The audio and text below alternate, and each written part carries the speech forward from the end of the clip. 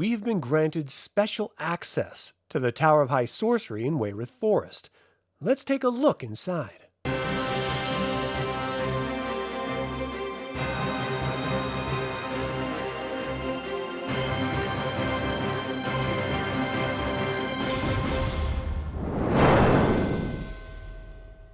Welcome to another DragonLance Saga episode. My name is Adam, and today I'm going to talk about the inside of the Tower of Wayreth.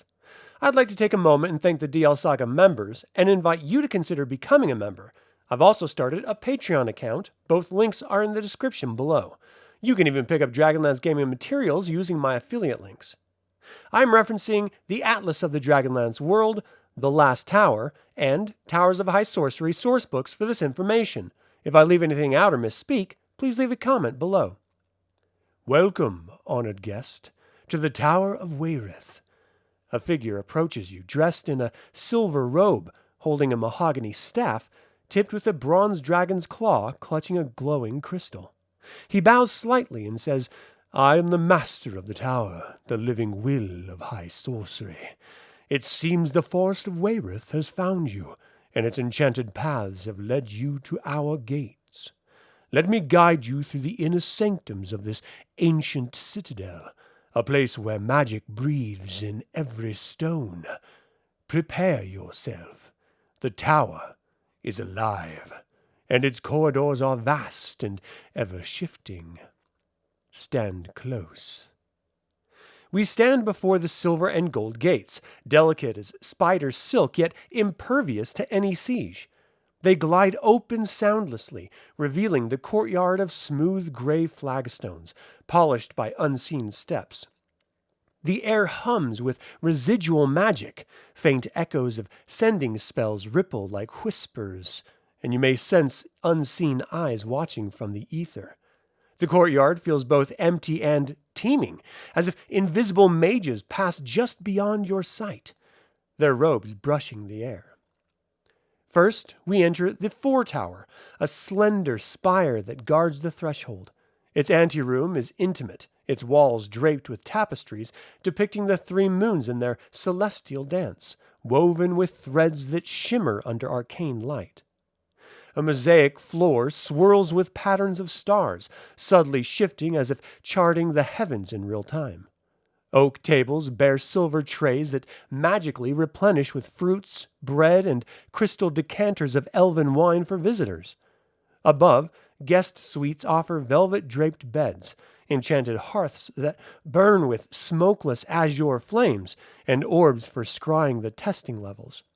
Non-mages linger here, forbidden to venture deeper where only the initiated tread. Now, step into the heart of the tower, the twin obsidian cones, each 250 feet tall, their glassy surfaces etched with silver and crimson runes that pulse faintly under Solinarian Lunatari's light. From outside, they seem to lean, an illusion to unsettle intruders, but within, they stand unyielding. The interior defies logic. Corridors stretch impossibly far. Rooms multiply beyond the tower's apparent size, a testament to spatial enchantments woven at its founding. In the North Tower, we ascend to the High Mage's quarters, where Palin Majir reigned. His study is a circular chamber with walls of polished obsidian, reflecting candlelight like a starry void. Shelves groan under tomes bound in dragonhide, their titles glowing faintly. A rosewood desk holds quills that write without ink, and a scrying pool ripples with visions of distant lands. Invisible balconies open to panoramic views of Wayreth Forest, its trees blooming vibrantly below. Alchemical arrays bubble with iridescent liquids and artifacts, a staff tipped with a unicorn horn, a crystal orb swirling with storm clouds, hum with power. Below lies the High Mage's laboratory, its air thick with ozone and the tang of spell components. Iron cauldrons shimmer over ever-burning flames, while shelves hold jars of glowing herbs and vials of liquid starlight. Descend a spiral stair to the testing levels, a shifting maze of illusion. To one apprentice, it might appear as a cavern of molten lava, bridges crumbling underfoot, To another, a fog-choked labyrinth where voices whisper their deepest fears. Each chamber is conjured to test resolve. Spells falter, forcing wit over magic, and spectral foes, drawn from the initiate's nightmares, demand combat. A final trial might pit love against ambition, forcing an agonizing choice.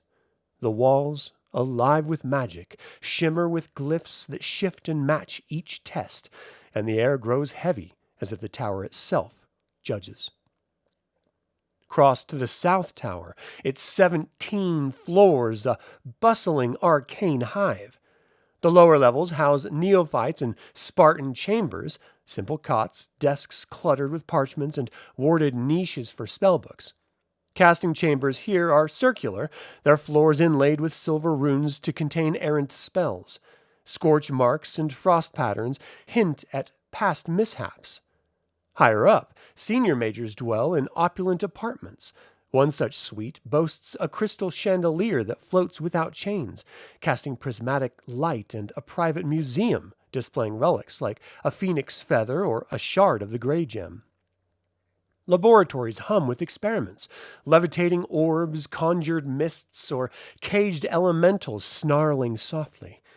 Guest suites for visiting conclave members feature beds that adjust to the sleeper's form and windows showing illusory vistas of Colonisty or ancient Istar. The Hall of Mages, spanning the South Tower's first 4 floors, is a vast obsidian dome, 45 feet wide and 60 feet high.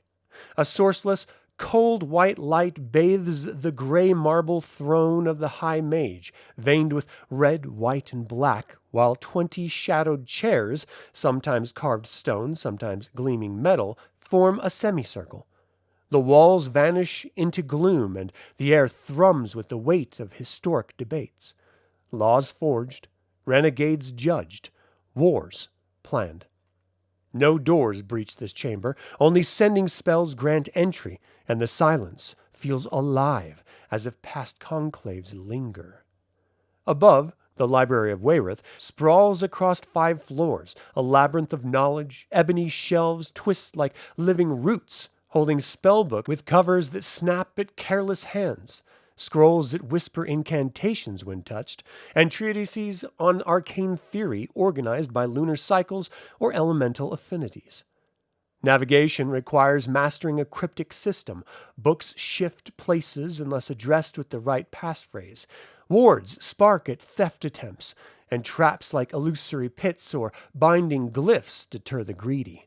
A central atrium, lit by floating orbs, houses a massive crystal globe mapping Krynn's ley lines, pulsing faintly.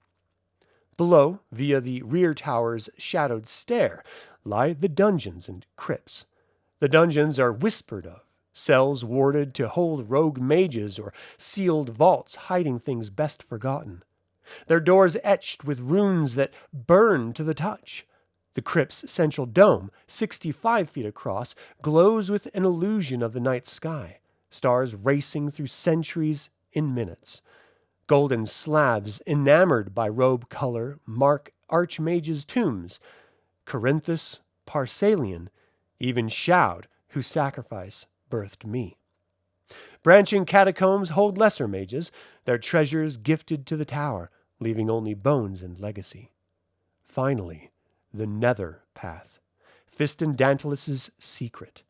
A tunnel from a forest cave, its entrance veiled by shifting trees leading to the tower's core.